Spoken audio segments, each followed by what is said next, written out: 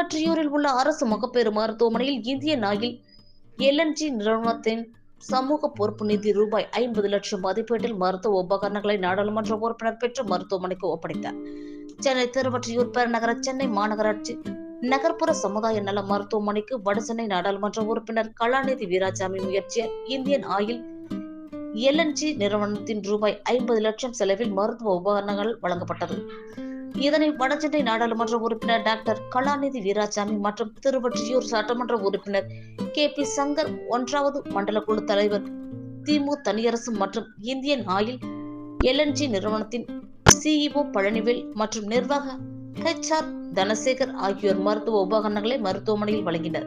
இந்நிகழ்வில் திமுக தொழிலாளர் அணி சென்னை வடகிழக்கு மாவட்ட தலைவர் நா. உதயகுமார், LNG நிறுவனத்தின் நிர்வாகிகள் மற்றும் வட்ட கழக செயலாளர் முனுசாமி, மாமன்ற உறுப்பினர் சரண்யா, மாவட்ட கழக பகுதி கழக நிர்வாகிகள் மற்றும் பொதுமக்கள், கர்ப்பிணிகள் இந்நிகழ்வில் கலந்து கொண்டனர்.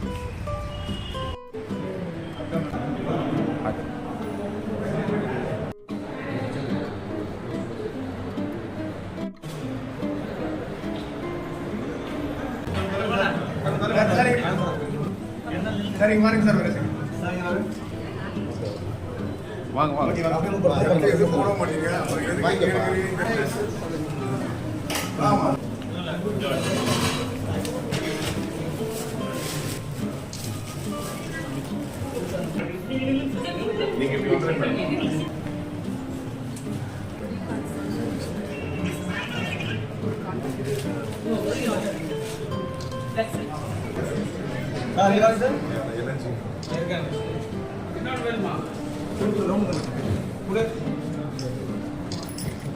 Good.